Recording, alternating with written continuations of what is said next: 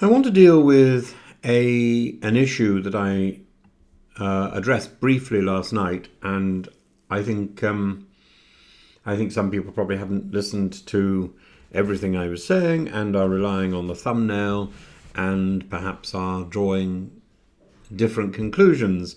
So I want to speak plainly about this because it's a subject which is clouded by gossip, bile, and constitutional confusion.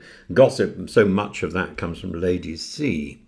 Prince Harry is and remains a royal prince by birth. Nothing is going to change that. That title, like his bloodline, cannot be erased by committee, nor by comment thread. The only way it can be erased, the only way he can cease to be a prince, is by abdicating that responsibility. And even then, I'm not sure that he could quite remove his title. He has that by virtue of birth.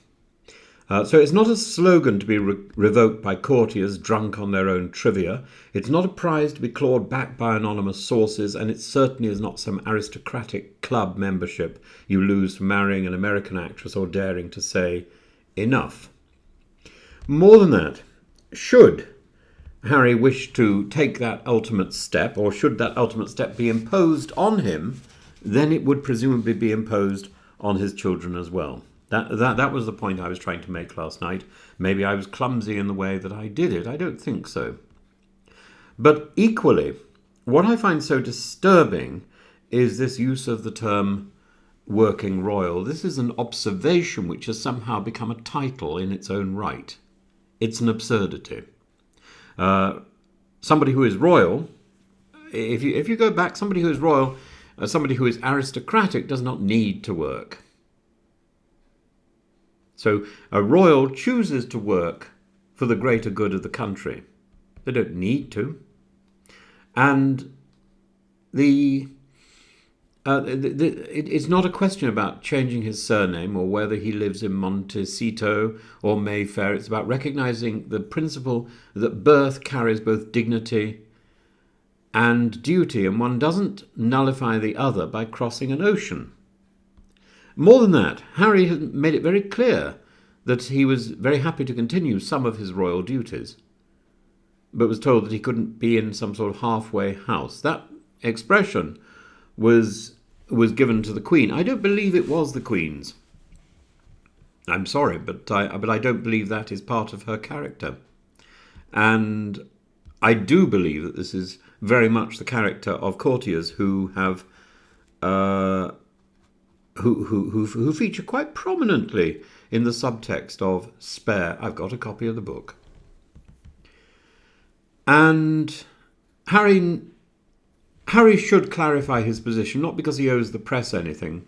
They've had far more of his life than he of theirs, but because ambiguity creates a vacuum, and that vacuum is filled with poison, and the suggestion that he might be stripped of HRH or lose the title Duke of Sussex in some later scenario is the worst kind of pettiness. It's constitutional cosplay dressed up as palace intrigue. We didn't strip Edward VIII of HRH after abdication. Queen Elizabeth II merely directed it not to be used. But Harry hasn't abdicated, nor should he.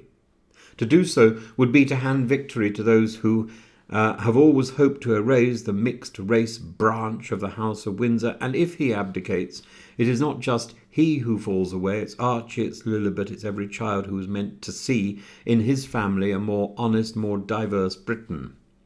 The second point is that estrangement deepens with distance, and the longer Harry and Meghan remain away from the royal orbit, the harder it becomes to return, not in status but in substance, in trust, in shared experience, in familiarity. Reconciliation becomes not just difficult but unrecognisable. A family cannot repair itself through press statements and strategic leaks and the whispering gossip of courtiers, even if these are courtiers who appear on GB News and puff themselves up and call themselves Lady C, as if they're some sort of relative to an ocean.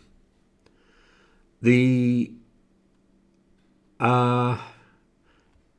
way forward is in the quiet rituals of proximity, a shared dinner, a walk in Balmoral, a moment in the nursery. These moments are being lost, and the monarchy is the poorer for it. The third point is the Home Office and the protection scandal, and this, quite frankly, is a disgrace that should never have occurred. A former Prime Minister who torched the economy in 44 odd days can be chauffeured and guarded at taxpayers' expense wherever she goes. But a royal born into global